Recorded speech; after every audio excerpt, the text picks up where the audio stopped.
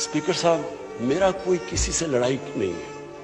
मैं पहले दिन से जब यहां आया हूं, तकरीर नहीं करने दी मुझे। जब मैं बात करता हूं शोर मचता है, गलत बातें करती है। मेरी किसी से कोई लड़ाई है? इन सबको जो भी ये समझता है कि ये मैं किसी से लड़ाई की वजह से या कोई मैं अपने दुश्मनियां किसी से है, मेरी कोई किसी से दुश्मनी नहीं। मैं आज आपके सामने कह रहा हूं कि अगर पाकिस्तान के अंदर, हमारे मुल्क में अगर सही माने में अकाउंटेबिलिटी प्रोसेस ना चला, हम किसी सूरत इतना पैसा नहीं इकट्ठा कर सकते अपने बच्चों को तालीम देने के लिए, सेहत उनके इलाज करने के लिए, अस्पताल ठीक करने के लिए।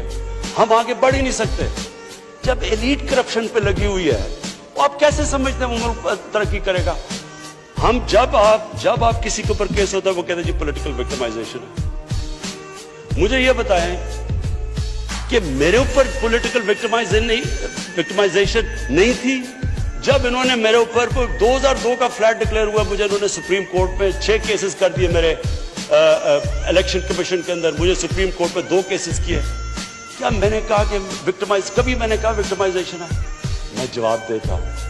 मैं जब वो फ्लैट लिया था, मैं सारी दुनिया जानती है मैं इंटरनेशनल क्रिकेटर था, मैं तो जवाब दे ही नहीं था, मेरे पास तो कोई पब्लिक ऑफिस नहीं था। उसके बावजूद 10 महीने में स्पीकर साहब, जो मेरे से सुप्रीम कोर्ट ने जवाब मांगे मैंने दिए। 40 साल पुराने कॉन्ट्रैक्ट दिए, मॉर्गेजेस दिखाए, किधर से पैसा आया, मॉर्गेज में कितना गया, कब वो मॉर्गेज दिया, फ्लैट कब बिका, बीवी से जो पैसे लिए हुए थे यहां जमीन लेने के लिए। आपको पता है सुप्रीम कोर्ट ने मेरे से पूछा कि जनाब आप बताएं, साबित करें कि आपने बीवी को पैसे वापस किए थे। वो बीवी ने ईमेल दे रही है कि हाँ इसने पैसे वापस किए थे। उन्होंने कहा नहीं सबूत दो। ये कभी हुआ ही नहीं है ऐसे कि वो बीवी कह रही है पैसे, वो कहते नहीं। बैंक स्टेटमेंट्स निकाल के दी 15 साल पुरानी, जो मेरा ट्रांजैक्शन बीवी के साथ था, मनी ट्रेल दी, सारा जो पैसा वहां से हलाल की कमाई का बाहर से पाकिस्तान लेके आया, उसकी मनी ट्रेल दी। स्पीकर साहब, कोई मैंने कमाल नहीं किया। ये हर उस मुल्क में जिसमें जेन्युइन डेमोक्रेसी है, वहां एक लीडर को जवाब देना पड़ता है, क्योंकि वो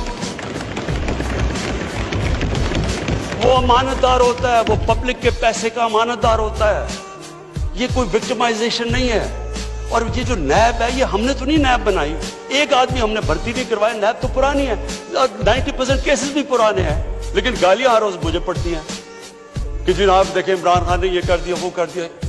लेकिन स्पीकर साहब, मैं चाहता हूं कि हमारी पार्लियामेंट चले, मैं चाहता हूं कि डिबेट हो सही, क्योंकि डिबेट के बगैर आइडियाज तराशे नहीं जाते। डिबेट सबसे इंपॉर्टेंट चीज डेमोक्रेसी की अकाउंटेबिलिटी और मेरिट के बाद तीसरी चीज है, वो डिबेट होती है।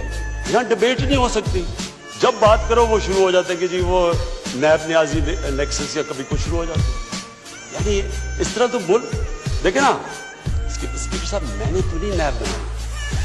पॉइंट ये है कि क्या फंडामेंटल प्रिंसिपल ये है, क्या हमारे जो इक्तदार में लोग रहते हैं वो जवाब देना चाहते हैं अपनी वेल्थ का, या नहीं देना चाहते?